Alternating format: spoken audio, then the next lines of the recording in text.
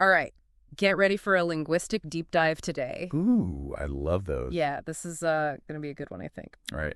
So we're looking at this video by Fernanda Gomes. She's a Brazilian Portuguese teacher, Okay. and she dives into this prediction that there might be more Portuguese speakers in Africa Wow. than in Brazil by the end of the century. Interesting. So we are going to kind of dig into that and see. That is fascinating. Yeah, you think of Portuguese, you think of Brazil. Right, exactly. Huge Portuguese-speaking population. Yeah, so that's kind of the jumping off point for this deep dive. Okay, sounds good.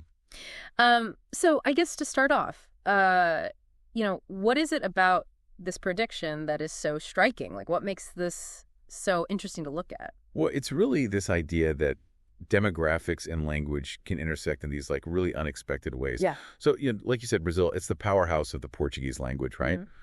But the population growth we're seeing in Angola and Mozambique, these African countries, is really poised to shift the landscape dramatically. Mm-hmm. Fernanda, in her video, she actually highlights that Angola and Mozambique together are expected to have 267.6 million people by 2100. Wow, that's a lot. That's huge. And that surpasses Brazil's projected 200 million. Okay, so more than Brazil. Yeah. By the end of the century. Yeah. Okay, that's pretty wild. It is wild.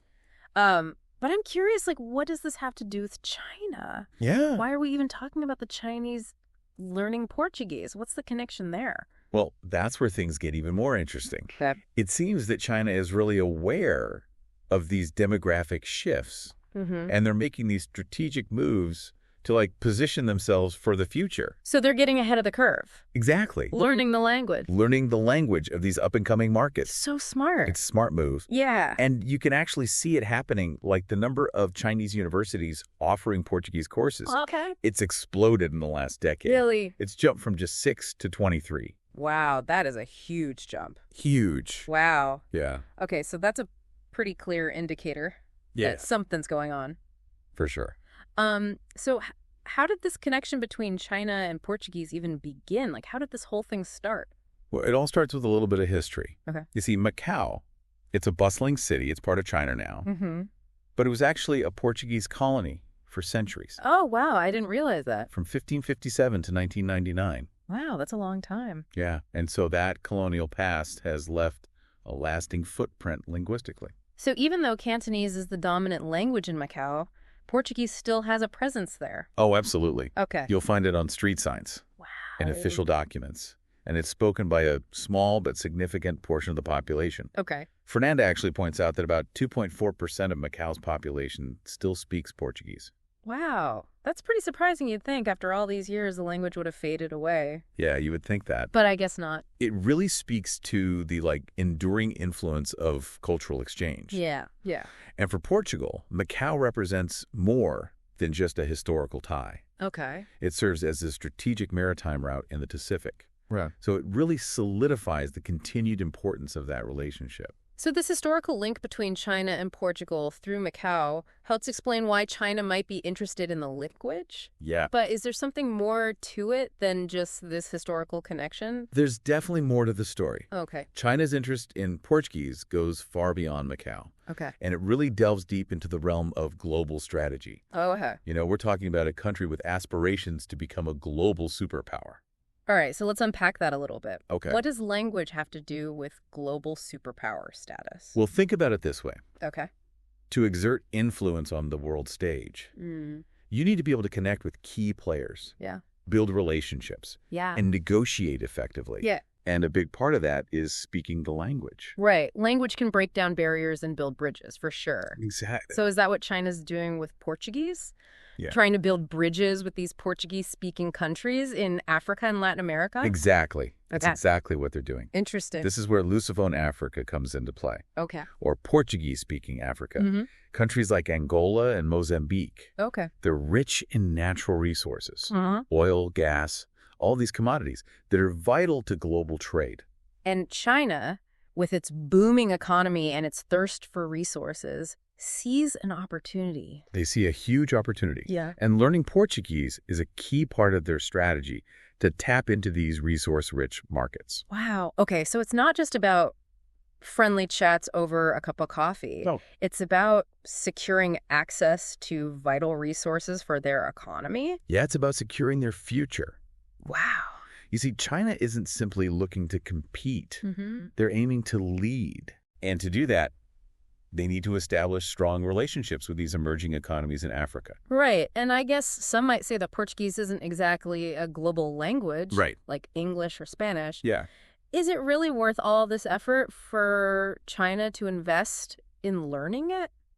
That's a great question. And actually, Fernanda addresses this in her video. Okay.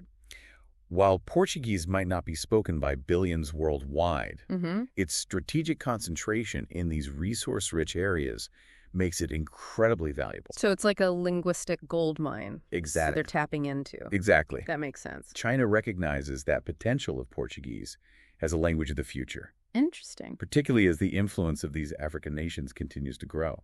So it sounds like learning Portuguese is about more than just economics for China. Right. It's about building relationships and wielding influence on a global scale. Absolutely.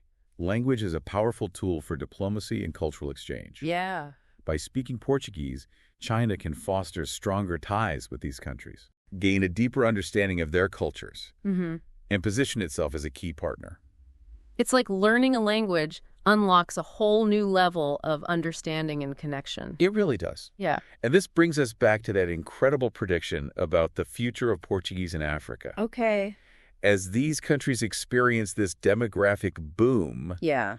their economic and political clout will inevitably rise. And China's already there? Exactly. Ready to engage and collaborate? They're laying the groundwork now, Wow. investing in language education, building relationships, Smart. so they can be a leading player in the future. This whole thing is giving me a whole new perspective on language learning. Really? Yeah, it's not just about personal enrichment anymore. Yeah. It's about understanding global power dynamics. Yeah. And the forces that are shaping our world. Absolutely. Wow. Okay. Well, this has been really fascinating so far. Yeah, definitely. We're going to take a quick break, and then we'll come back and we'll dive into some of the implications of this linguistic shift and what it all means for the rest of the world. Sounds good. Okay, so we're back, and we were just talking about China's interest in the Portuguese language. Right. And how it seems to be tied to their global ambitions. Yeah. So I guess my question is, like, what are some of the implications of this whole linguistic shift? Like, what does it mean for the rest of the world if Portuguese becomes this crucial language of the future? Well, that's the million-dollar question. Yeah. It really suggests we might need to rethink our assumptions about which languages hold power and influence in the 21st century. Okay. Like, we're used to thinking of English, Spanish, Mandarin, Yeah, the big ones. as the dominant forces. But this trend with Portuguese shows that the linguistic landscape is constantly evolving. So maybe it's time we start paying attention to those languages we might have overlooked before. Exactly. The ones that might hold the key to understanding the future. Yeah, it's about recognizing the interconnectedness of language, culture, and global power. That's right, because you can't really separate those things, can you? No, not really. They all influence each other. Yeah, they're all intertwined. That's really fascinating. It is. This deep dive has definitely sparked my curiosity about the role language plays on the world stage. Yeah. It's amazing to think about how something as seemingly simple as learning a new language can have such profound implications. It's a testament to the power of communication and the importance of understanding different perspectives. It really is, and I think for anyone listening out there, if you've ever considered learning a new language, Yeah. maybe this deep dive has given you the push you needed. I hope so. Who knows? Maybe Portuguese is in your future. It could be. Or perhaps another language you haven't even thought of yet. Right. The possibilities are endless. They are, and the rewards, both personal and professional, can be immense. Well, this has been such an eye-opening conversation. I feel like I've gained a whole new understanding of the connection between language, culture, and global strategy. It's been a pleasure exploring this with you. It really has. Thanks for joining us on this fascinating deep dive into the unexpected world of language learning. My pleasure. Until next time, keep exploring. Yeah, it really makes you wonder, like, what other languages might emerge Right. as strategically important in the coming decades. Yeah. What linguistic skills will be essential for navigating this changing world? Yeah, it's a question worth pondering for sure. Yeah. As global power dynamics continue to shift, We might see languages like Arabic, Yeah. Hindi, or even Swahili gain prominence. So the takeaway here is if you're looking for a way to future-proof yourself, Yeah. maybe skip that coding boot camp and sign up for a language class instead. Well, I wouldn't say skip the coding boot camp, Okay. but adding a new language to your skill set Yeah. is never a bad idea. Right. Opens up new avenues for communication, understanding. Even career opportunities. And thinking back to China's strategy, Mm-hmm. it's almost like they're playing a game of linguistic chess, It is. strategically positioning themselves for success. Yeah, it's a brilliant long-term strategy. Yeah. And it highlights the importance of thinking ahead, anticipating future trends Right. in a world that's becoming increasingly interconnected. Yeah. Understanding different languages and cultures. Yeah. It's no longer just a nice to have, it's a necessity. It really is. And I think, to our listeners, Mm-hmm. if you've ever considered learning a new language, Yeah. maybe this deep dive has given you that little push. Yeah, that nudge. Yeah, the nudge you needed. Yeah. Who knows, maybe Portuguese is in your future. Maybe. Or perhaps another language you haven't even thought of yet.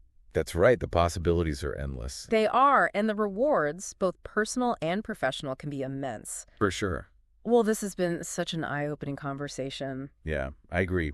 I feel like I've gained a whole new understanding of the connection between language, culture, and global strategy. Yeah, it's fascinating stuff. It really is. It really is. It's been a pleasure exploring this with you. Yeah, likewise, thanks for joining us on this fascinating deep dive into the unexpected world of language learning. My pleasure. Until next time, keep exploring.